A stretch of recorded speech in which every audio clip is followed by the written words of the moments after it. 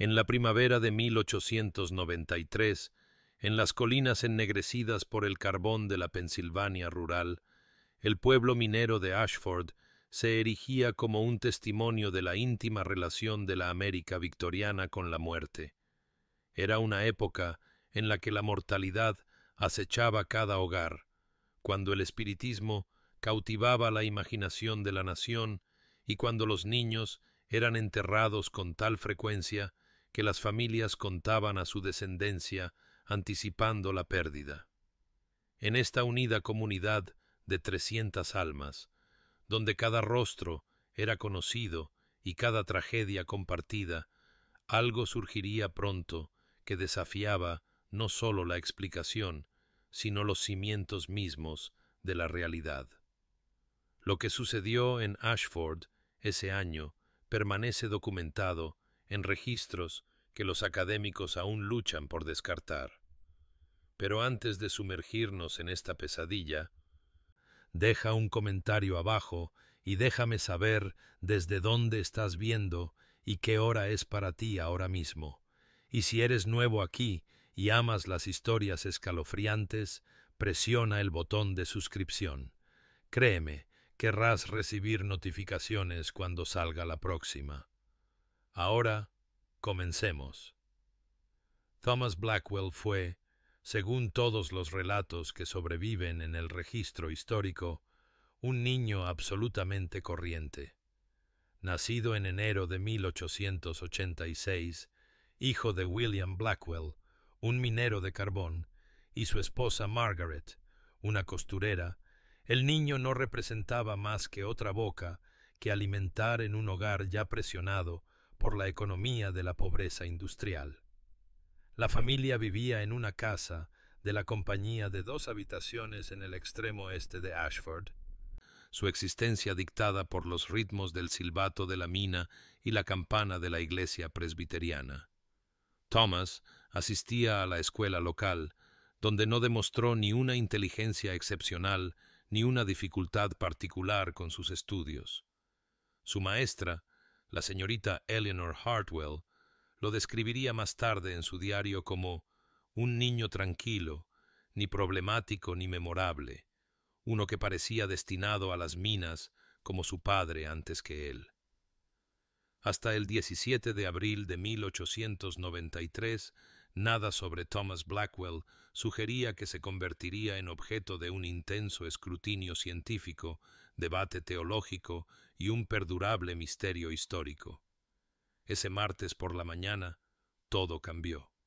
El niño había estado sufriendo de lo que su madre creía que era una fiebre de primavera, nada inusual para la temporada, y había llamado al doctor James Morrison, el único médico del pueblo, para que lo examinara.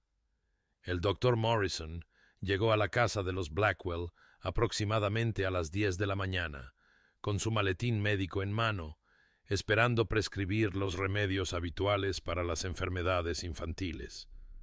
Lo que sucedió durante ese examen sería el primer incidente documentado de la habilidad imposible de Thomas Blackwell.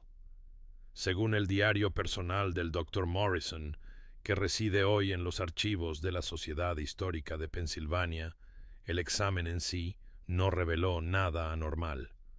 La temperatura del niño estaba ligeramente elevada, su garganta mostraba una inflamación menor, pero nada que justificara una preocupación particular. Entonces, mientras el doctor Morrison se preparaba para irse, Thomas habló con lo que el médico describió como una claridad y precisión inquietantes. El niño le dijo al doctor Morrison la fecha exacta de su muerte, el 3 de noviembre de 1895. Especificó la hora, entre las 2 y las 3 de la tarde. Describió la causa, una hemorragia cerebral que lo sorprendería sin previo aviso mientras el doctor estuviera sentado en su escritorio escribiendo notas de pacientes. El doctor Morrison inicialmente desestimó la declaración como el desvarío de la fiebre, quizás influenciado por la reciente exposición del niño a la muerte, ya que su abuela había fallecido solo unos meses antes.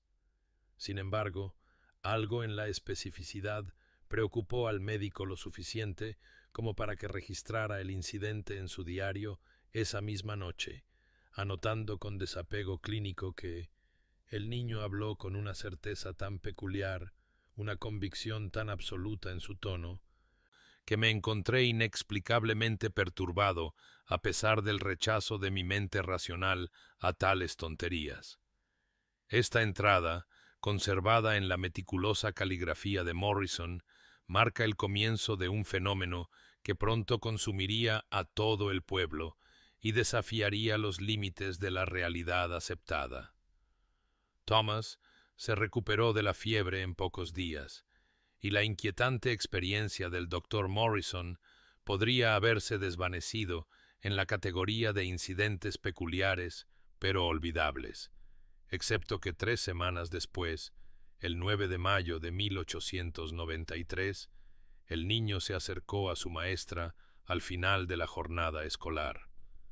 La señorita Eleanor Hartwell, de 34 años, soltera, dedicada a su profesión, con la solemne entrega común a las mujeres educadas de su época. Estaba ordenando papeles en su escritorio cuando Thomas se quedó después de que sus compañeros se hubieran marchado.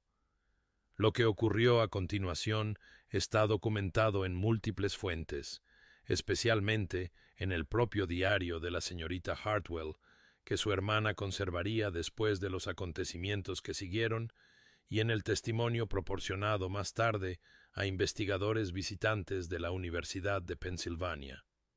Thomas le dijo a la señorita Hartwell que moriría el 22 de agosto de 1893, aproximadamente a las 7 de la tarde.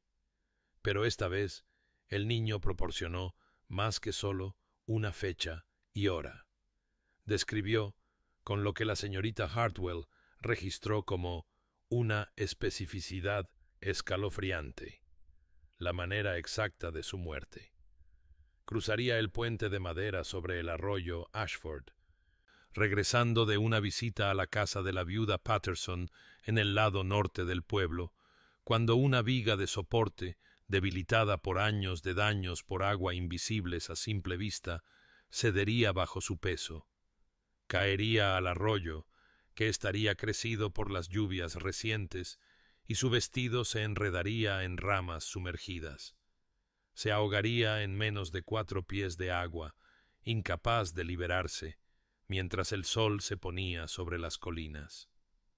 La reacción inicial de la señorita Hartwell, registrada en su diario esa noche, osciló entre el rechazo racional y una inquietud inexplicable. Escribió que el niño habló con una certeza tan tranquila como si recitara un pasaje de un libro de historia en lugar de profetizar mi fallecimiento, que confieso que un escalofrío me recorrió a pesar del calor de la tarde. Descartó la predicción ante sus colegas como una fantasía infantil, quizás inspirada en supersticiones locales o en conversaciones de adultos que había oído, pero confió a su diario que se encontró evitando ese puente en particular en las semanas siguientes. El pueblo observó con nerviosa curiosidad a medida que se acercaba la fecha. La noticia se había extendido, como inevitablemente sucede en las comunidades pequeñas, y la predicción de Thomas se convirtió en tema de especulaciones susurradas. Algunos se reían del absurdo, otros sentían una genuina preocupación por la paz mental de la señorita Hartwell, pero pocos creían realmente que el niño poseyera alguna habilidad profética genuina. La tarde del 22 de agosto llegó con la humedad típica del verano. La señorita Hartwell había visitado efectivamente a la viuda Patterson, un hecho que hizo que algunos habitantes del pueblo afirmaran más tarde que había sido obligada por el propio destino. Cuando regresaba a casa, aproximadamente a las 6:45, eligió deliberadamente tomar la ruta más larga, evitando el puente por completo. pero las circunstancias conspiraron con una precisión inexorable. Una repentina tormenta de verano se materializó desde las colinas del oeste, y buscando refugio del aguacero, la señorita Hartwell cambió de rumbo hacia el puente más cercano, el mismo que Thomas había nombrado. A las 7 en punto, exactamente como se predijo, una viga de soporte se fracturó. La señorita Hartwell cayó, su vestido quedó atrapado en las ramas de abajo y se ahogó en el arroyo crecido, mientras 3 testigos, atraídos por sus gritos, observaban impotentes desde la orilla, incapaces de alcanzarla a tiempo. Los intentos del pueblo por encontrar una explicación racional se desmoronaron ante la especificidad del cumplimiento.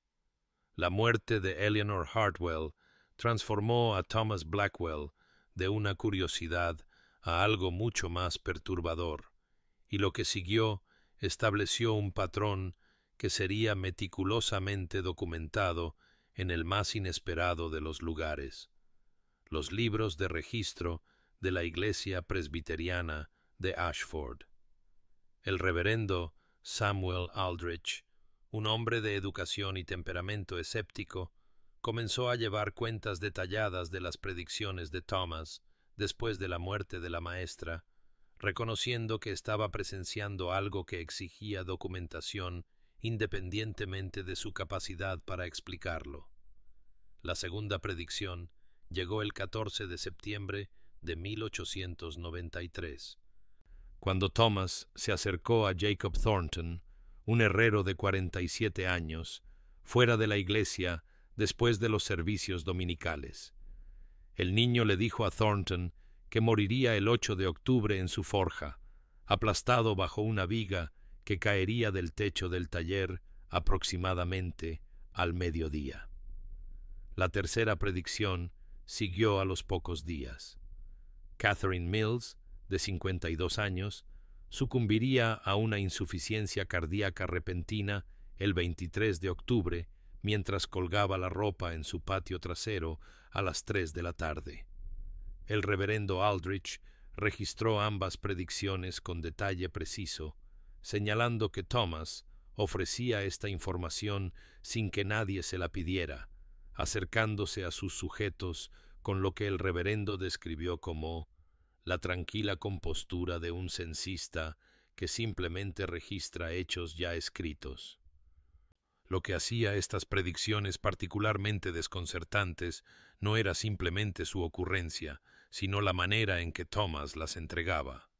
Cada testigo, y para entonces había docenas que habían observado los pronunciamientos del niño, describía las mismas características inquietantes.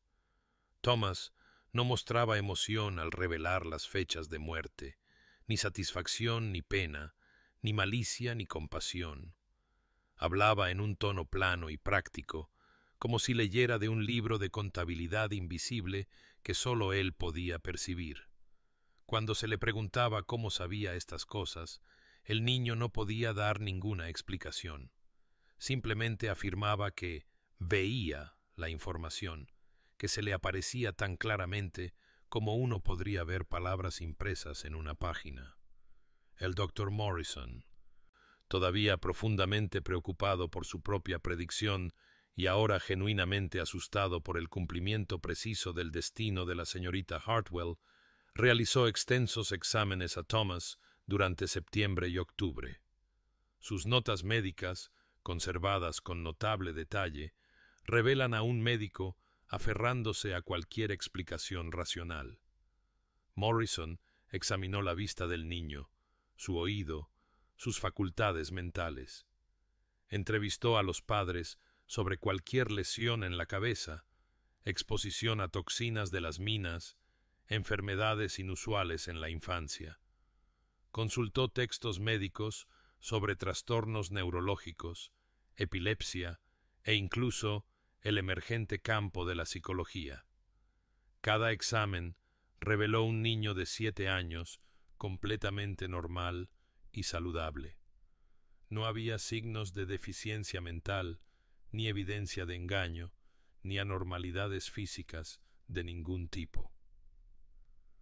El 8 de octubre, Jacob Thornton murió exactamente como se predijo, aplastado cuando los soportes del techo, podridos por años de calor de la forja, cedieron al mediodía. El 23 de octubre, Catherine Mills se desplomó mientras colgaba sábanas, muerta antes de que su cuerpo tocara el suelo. El miedo de la comunidad se intensificó con cada cumplimiento, pero el aspecto más perturbador seguía siendo el propio Thomas, quien continuaba con sus rutinas infantiles ordinarias con una normalidad inquietante, como si anunciar muertes no fuera más notable que comentar sobre el clima. Para noviembre de 1893, el pueblo de Ashford se había fracturado a lo largo de líneas de creencia que eran más profundas que cualquier división teológica. El creciente catálogo de predicciones cumplidas de Thomas Blackwell había creado dos bandos distintos dentro de la comunidad, cada uno respondiendo a la realidad imposible de maneras fundamentalmente diferentes. Los creyentes, aquellos que habían presenciado predicción tras predicción llegar a una terrible fruición, comenzaron a tratar a Thomas con un pavor supersticioso que rayaba en la reverencia. Evitaban cruzarse en su camino, hacían señales de protección cuando pasaba y susurraban que el niño había sido tocado por algo más allá de la comprensión mortal, ya fuera un juicio divino o una influencia demoníaca. No sabían decirlo. Los escépticos, menos numerosos con cada semana que pasaba, pero aferrándose desesperadamente al racionalismo, insistían en que la coincidencia y el sesgo de confirmación estaban creando patrones donde realmente no existían, aunque sus argumentos se volvían cada vez más vacíos frente a la creciente evidencia. El desarrollo más perturbador provino de aquellos que buscaban a Thomas deliberadamente, impulsados por una necesidad desesperada de conocer su destino o, de manera más preocupante, para saber si pronto podrían librarse de cónyuges, socios comerciales o acreedores no deseados. Sin embargo, el niño no podía ser controlado ni dirigido. Sus predicciones llegaban cuando llegaban, sin ser provocadas ni solicitadas, sin seguir ningún patrón que nadie pudiera discernir. Para diciembre, los registros del reverendo Aldrich documentaban 15 predicciones confirmadas, cada una cumplida con una precisión imposible. Thomas había progresado más allá de simples fechas y causas, proporcionando ahora detalles elaborados de circunstancias que deberían haber sido incognoscibles.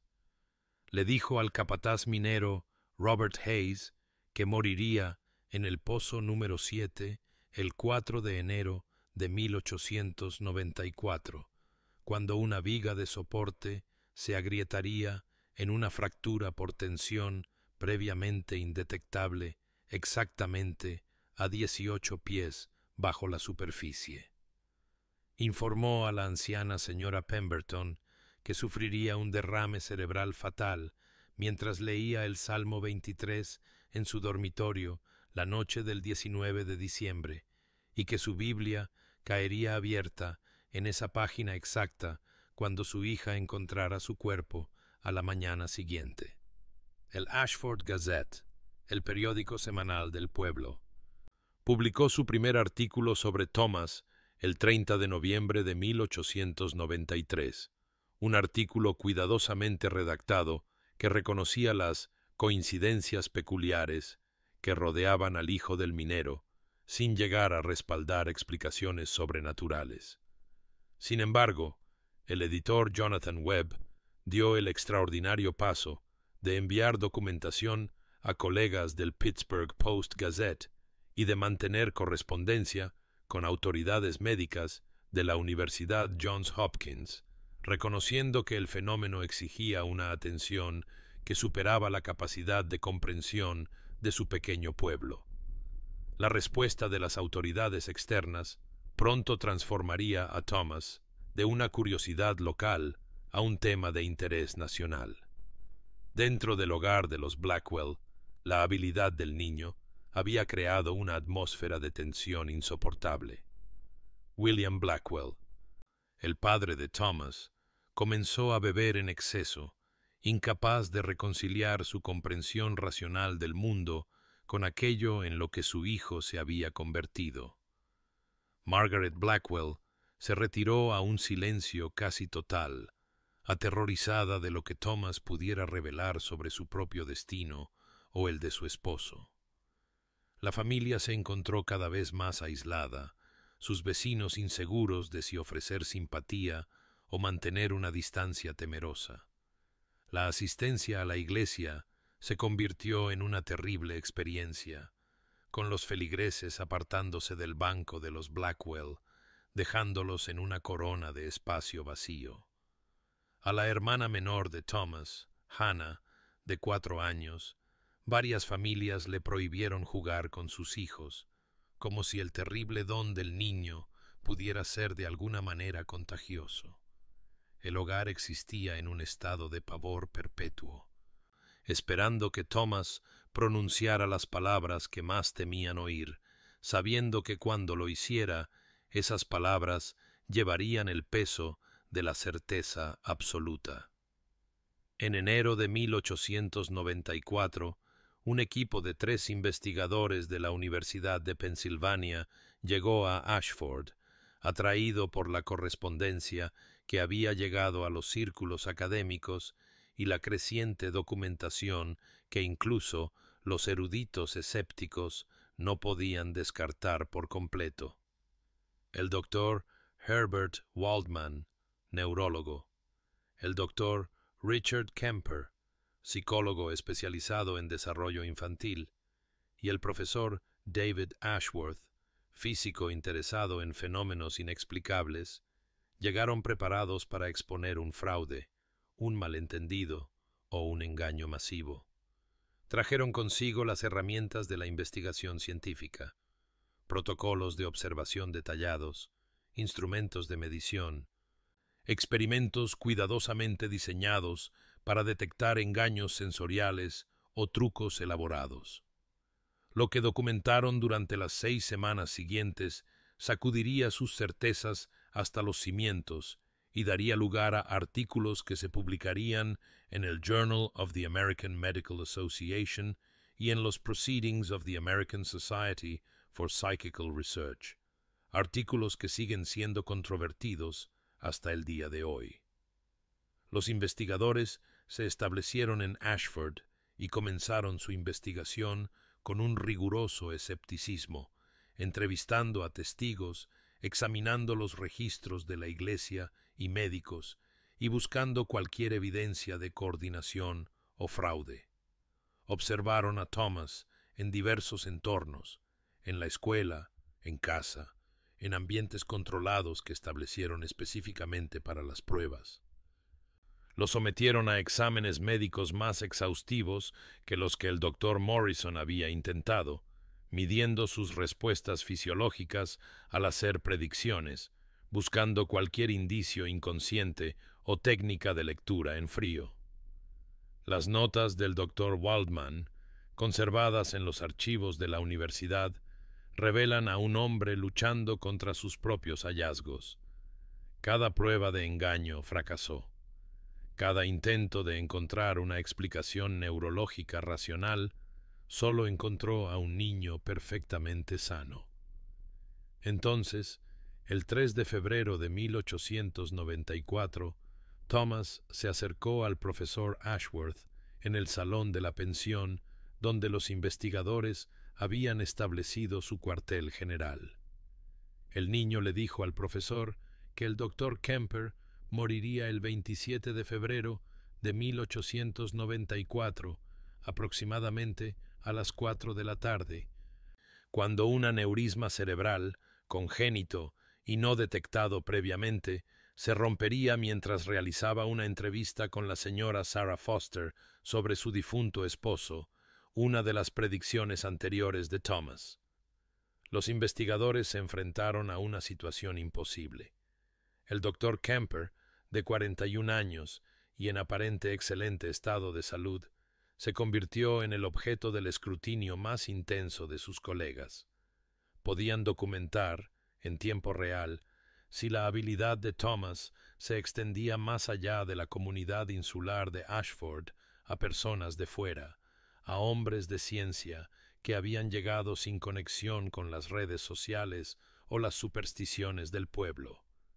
La espera fue insoportable, pero el doctor Kemper insistió en continuar la investigación, documentando su propio estado físico y mental a diario, sometiéndose a exámenes médicos que no encontraron nada anormal. El 27 de febrero, el doctor Kemper mantuvo su entrevista programada con la señora Foster. A las 4 en punto, presenciado por el doctor Waldman y el profesor Ashworth, quienes se habían posicionado fuera de la habitación, Richard Kemper se desplomó a mitad de una frase, una hemorragia cerebral masiva que acabó con su vida en cuestión de minutos. La autopsia, realizada en Pittsburgh por médicos sin participación previa en el caso, confirmó la presencia de un aneurisma congénito que no podría haberse detectado con la tecnología médica disponible. La investigación científica de los investigadores se había convertido en su propia evidencia, documentada con una precisión que hacía imposible el rechazo, dejando al doctor Waldman y al profesor Ashworth la tarea de completar sus informes mientras lidiaban con la realidad de que habían presenciado algo que desafiaba todos los principios de la ley natural que habían pasado sus carreras defendiendo. El 12 de marzo de 1894, Thomas Blackwell hizo la predicción que transformaría su caso de fenómeno regional a crisis nacional, la predicción que los periódicos de todo el país reportarían con una fascinación horrorizada, la predicción que representó el ápice absoluto del trauma colectivo del pueblo. Se acercó a Alice Morrison, de 10 años, hija del mismo Dr. Morrison, que había documentado por primera vez la habilidad de Thomas casi un año antes, y le dijo con su característica precisión sin emociones que moriría el 3 de abril de 1894, a las 2 de la tarde. Las circunstancias que describió eran tan específicas, tan aparentemente prevenibles, que dieron a la comunidad una esperanza desesperada de que quizás, por una vez, se podría burlar al destino. Alice estaría jugando en el patio trasero, cercado de la familia Morrison, un espacio que sus padres consideraban completamente seguro, cuando un viento de una fuerza inusual desprendería un remate de hierro decorativo del techo de su casa de 2 pisos. El adorno, que pesaba aproximadamente 12 libras, caería en el ángulo exacto necesario para golpear a Alice mientras estaba de pie cerca de la pared trasera de la casa. Thomas especificó qué sección del techo, en qué dirección estaría mirando Alice, incluso el juego que estaría jugando con su muñeca en ese preciso momento.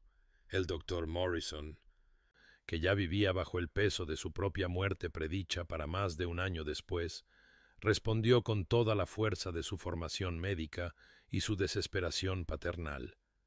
Hizo que quitaran el remate del techo de inmediato.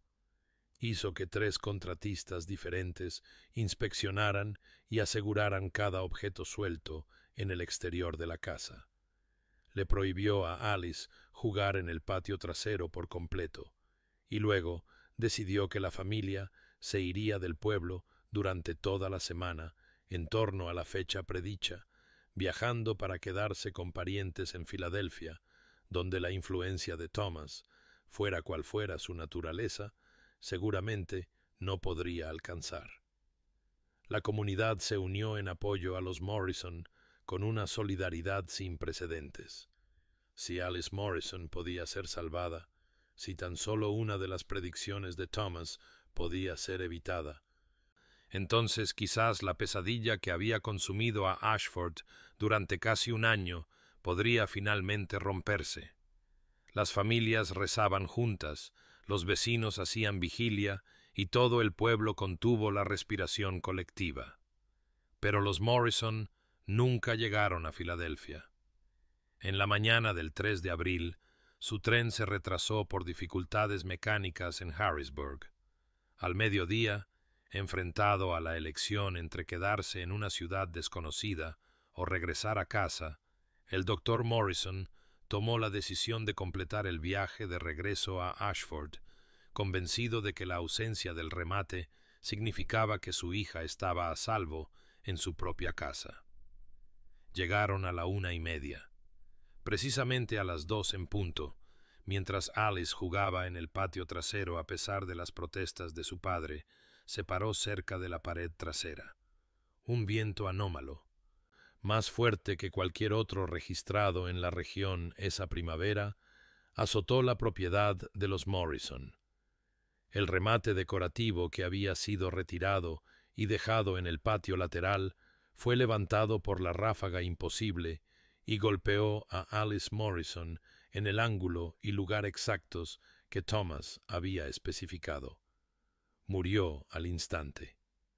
El trauma que recorrió Ashford después fue absoluto y devastador. El caso fue noticia de primera plana en Pittsburgh, Filadelfia, Nueva York y Boston. The New York Times publicó un largo artículo el 8 de abril cuestionando si el incidente representaba una precognición genuina o el engaño más elaborado y perturbador de la historia moderna, aunque el periódico no pudo proporcionar ninguna explicación de cómo se podría haber logrado tal engaño. Thomas Blackwell, de 7 años, había demostrado algo que trascendía la mera predicción y entraba en el reino del destino ineludible.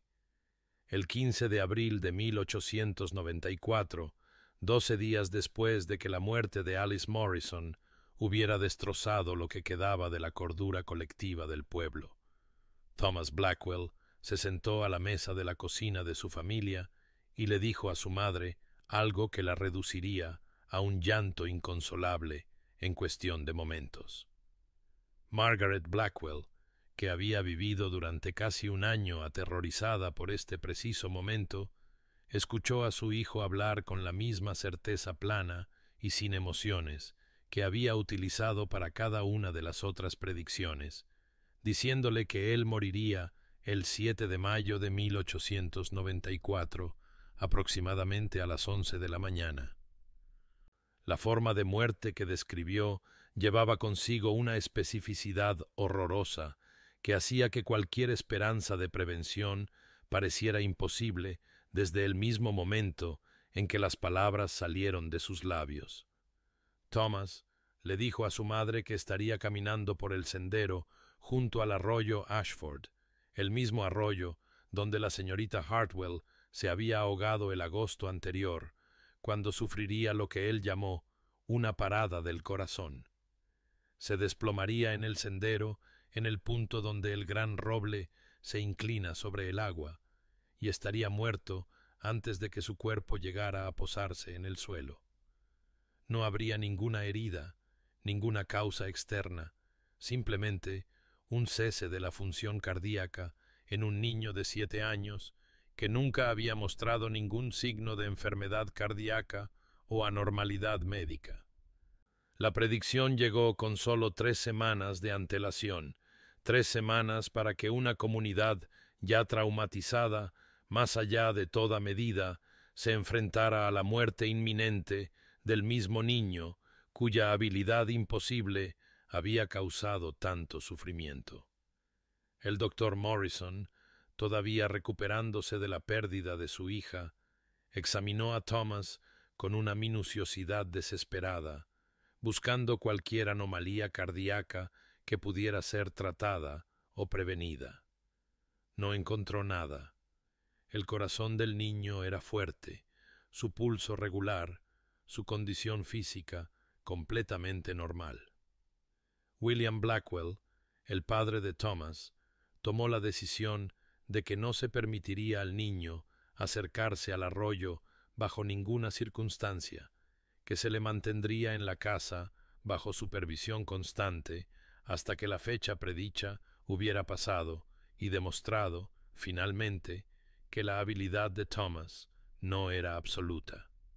La comunidad, a pesar de su miedo al niño, a pesar de las muertes que se habían acumulado a su paso, se unió con una determinación angustiada para protegerlo. Se apostaron guardias a lo largo del sendero del arroyo, se ofreció a la familia asistencia las 24 horas del día, y el reverendo Aldrich dirigió vigilias de oración que continuaron desde el amanecer hasta el anochecer.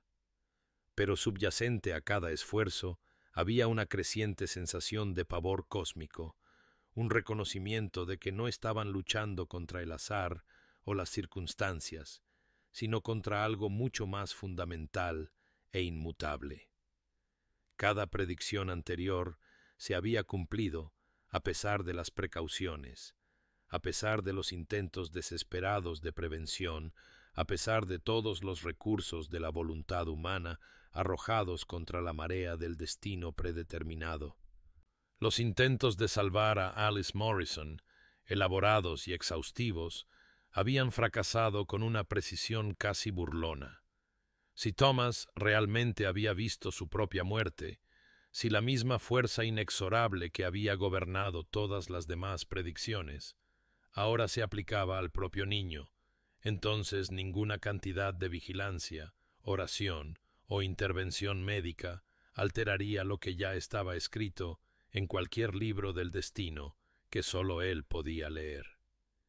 Las 3 semanas entre la predicción y el cumplimiento se convirtieron en un período de angustia colectiva como nada que el pueblo hubiera experimentado, viendo a un niño acercarse a su propia muerte, anunciada con la misma aceptación tranquila que había mostrado al predecir las muertes de otros, esperando impotentes a que llegara el 7 de mayo para demostrar una vez más que el futuro, al menos para Thomas Blackwell, no era meramente probable, sino absoluta y aterradoramente cierto.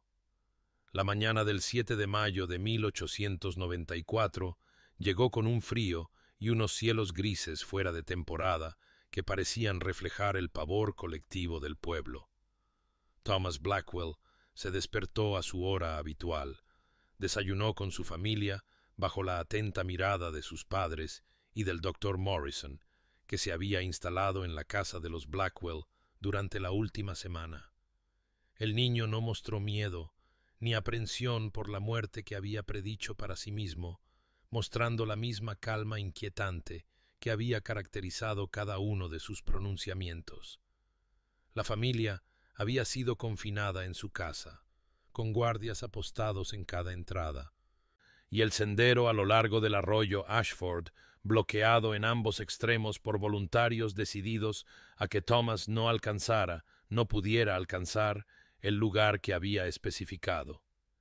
A las 10:30 de la mañana, 30 minutos antes de la hora predicha, Margaret Blackwell se ausentó del lado de su hijo no más de 2 minutos para traer un vaso de agua de la cocina. En ese breve lapso, Thomas salió por la puerta principal, pasando junto a su padre, quien más tarde testificó que había estado mirando directamente a la entrada y no había visto nada, como si el niño simplemente se hubiera materializado afuera.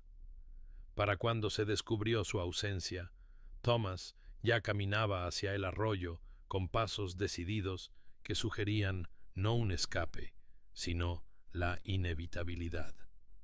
William Blackwell y el doctor Morrison corrieron tras él, gritando su nombre. Pero el niño no se detuvo ni se dio la vuelta. Llegó al roble que se inclinaba sobre el agua precisamente a las 11 en punto. Los testigos, incluido el reverendo Aldrich, que había mantenido la vigilia cerca del arroyo a pesar de los guardias apostados, informaron que Thomas se detuvo un solo momento, miró al cielo con una expresión que podría haber sido de paz o resignación, y luego se desplomó exactamente como había predicho. Su padre lo alcanzó en segundos, el doctor Morrison momentos después, pero Thomas Blackwell ya estaba muerto. Su corazón simplemente se había detenido en un cuerpo que la autopsia confirmaría más tarde que no mostraba ninguna enfermedad, ningún defecto, ninguna explicación médica para una muerte cardíaca súbita en un niño sano de 7 años. El colapso psicológico de la comunidad después fue inmediato y total. La última entrada del diario del reverendo Aldrich sobre el caso, fechada el 8 de mayo de 1894, dice simplemente: «Que Dios nos ayude a todos, porque hemos sido testigos de algo que no debería ser posible en su creación, y ya no sé qué creer sobre la naturaleza de la realidad misma». El doctor Morrison, quien moriría el 3 de noviembre de 1895, exactamente como Thomas había predicho durante aquel primer encuentro febril, escribió en sus notas médicas que la muerte del niño representa o bien el engaño masivo más elaborado de la historia registrada, o la evidencia de que el libre albedrío es una ilusión, y nuestros futuros están escritos en piedra antes de que respiremos por primera vez. Lo que quedó inmediatamente y desconcertantemente claro fue que la muerte de Thomas marcó el fin absoluto de las predicciones. Ningún otro residente de Ashford recibió una fecha de muerte después del 7 de mayo de 1894, como si cualquier canal imposible que se hubiera abierto a través del niño se hubiera cerrado con su último latido. El pueblo se sumió en un trauma colectivo del que nunca se recuperaría por completo, atormentado por la certeza de que 23 personas habían muerto exactamente cuando y cómo un niño de 7 años había dicho que lo harían, y que el propio niño había caminado voluntariamente hacia su propio final, anunciado con la calma de alguien que lee la última página de un libro ya escrito. La documentación del caso de Thomas Blackwell permanece conservada en múltiples archivos de Pensilvania, verificada por historiadores e investigadores que han examinado las fuentes originales con una sofisticación creciente durante el último siglo y más. Los registros de la iglesia del reverendo Aldrich, los diarios médicos del Dr. Morrison, la correspondencia entre los investigadores de la Universidad de Pensilvania, los artículos de periódico de 1893 y 1894, los certificados de defunción que coinciden con las predicciones de Thomas con una precisión inquietante, todos estos materiales existen en forma física, escritos por testigos que no tenían ningún motivo concebible para un engaño coordinado y ningún marco para entender lo que habían experimentado.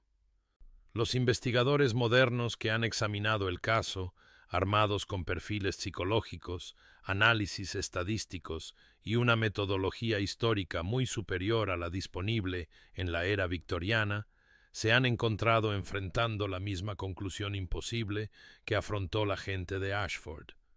O la documentación representa un engaño extraordinariamente elaborado que involucra a docenas de participantes en múltiples instituciones, o Thomas Blackwell poseía una habilidad que contradice fundamentalmente nuestra comprensión de la causalidad, el tiempo y la conciencia humana. Nunca se ha encontrado una explicación satisfactoria. Los intentos de descartar el caso como histeria colectiva o sesgo de confirmación se desmoronan ante la especificidad de las predicciones y la diversidad de testigos, incluidos científicos capacitados que llegaron como escépticos y se fueron como creyentes traumatizados. El caso de Thomas Blackwell no es único en los registros históricos, aunque sigue siendo uno de los más documentados. Relatos similares aparecen a lo largo de la historia, historias susurradas de individuos que podían ver la muerte acercarse, oráculos que hablaban con una precisión terrible sobre futuros que aún no habían llegado. Lo que hace que el caso de Thomas sea particularmente significativo es la riqueza de la documentación, la participación de observadores educados y la pura precisión del cumplimiento que hace que descartarlo sea intelectualmente deshonesto. Las implicaciones filosóficas siguen siendo tan perturbadoras hoy como lo fueron en 1894. Si Thomas Blackwell realmente vio el futuro con una precisión perfecta, si sus predicciones no representaban probabilidades sino certezas, ¿qué significa eso para la voluntad humana, para el concepto de elección, para la creencia fundamental de que nuestras acciones moldean nuestros destinos?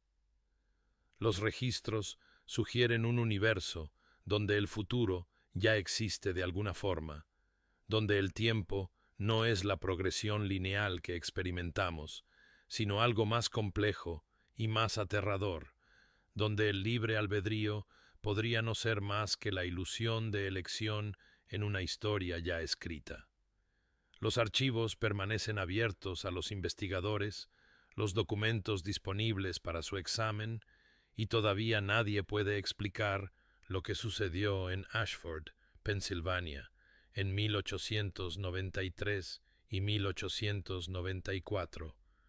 El niño que podía nombrar tu fecha de muerte lleva muerto más de un siglo, pero las preguntas que planteó, la realidad imposible que representó, continúan atormentando a cualquiera que examine la evidencia con un escrutinio honesto.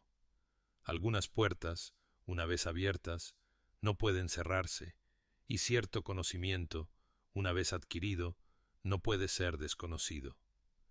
Thomas Blackwell abrió una de esas puertas, y lo que yace más allá de ella sigue siendo tan inexplicable y aterrador hoy como lo fue en aquella fría mañana de mayo de 1894, cuando un niño de 7 años caminó tranquilamente hacia su propia muerte predicha y dejó atrás un misterio que se niega a ser resuelto.